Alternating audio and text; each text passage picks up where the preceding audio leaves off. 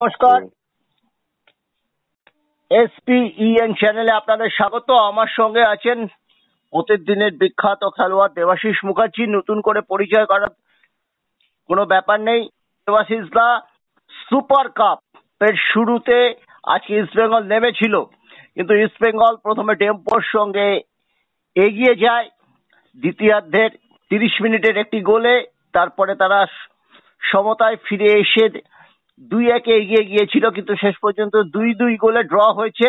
মনে রাখতে হবে আজকের দিনটা ইস্টবেঙ্গলের পক্ষে খুব একটা লাকি ডে নয়। 16 বছর আগে এই 25শে অক্টোবর মোহনবাগান তাদের গোলে 5 বার বল ঠেলেছিল। 5-0 আর 5-3 নিশ্চয়ই আলাদা, কিন্তু 5 বার বলটা গিয়েছিল, যেটা আমরা এর আগের একটা প্যাকেজেও বলেছিলাম যে দিনটা কিন্তু ইস্টবেঙ্গলের পক্ষে খুব একটা শুভ নয়।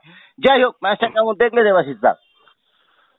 ম্যাচ নিয়ে তো বলার মানে ডেম্পো ইস্টবেঙ্গলের কোনো তুলনা হয় না। হ্যাঁ, ইস্টবেঙ্গলের 5টা বিদেশি খেলছে, পরে 6টা হয়ে গেল। মিগুয়েলকে ফার্স্ট 11-এ শুধু রাখেননি, তিনি রাখেনি।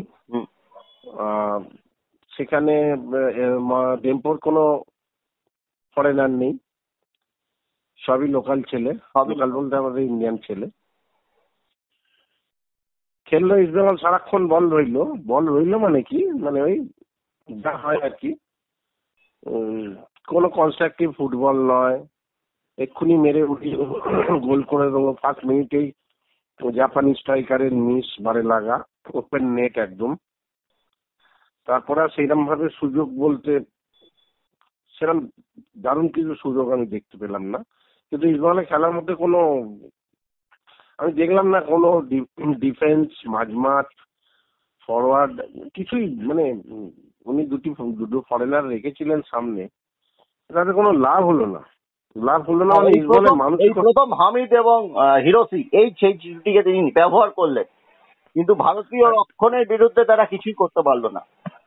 না, তো অবাক লাগলো যে এত হই হই করে যাবে। তবে এটা সেকেন্ড ম্যাচ, হিরোশিমার সেকেন্ড ম্যাচ, সময় দিতে হবে, ওকে একটু সময় দিতে হবে।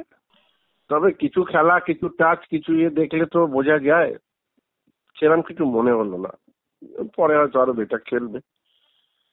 কিন্তু ইস্টবেঙ্গল মাঝমাঠ কি হলো? মাঝমাঠে তো কোথায় কোনো ছন্দ নেই, মাঝমাঠে কোনো ছন্দ নেই।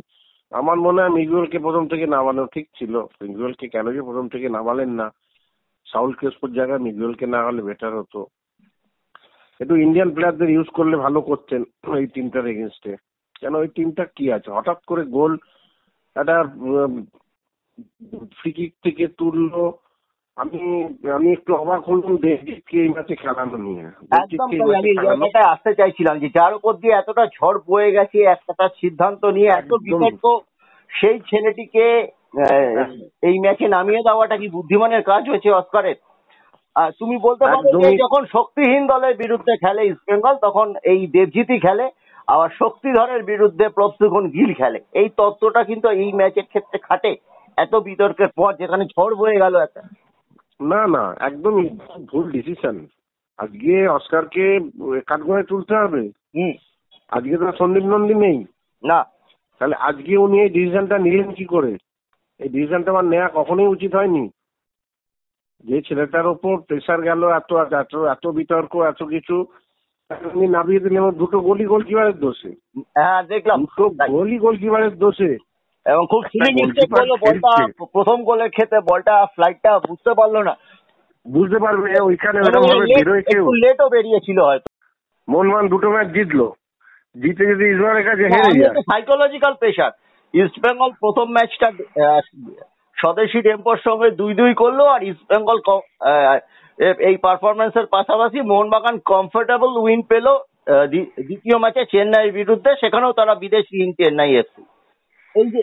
এই জায়গাটা আমার মনে হয় মোহনবাগান, তুমি সেকেন্ড ম্যাচ দেখো, চেন্নাই অনেক বেটার খেলবে।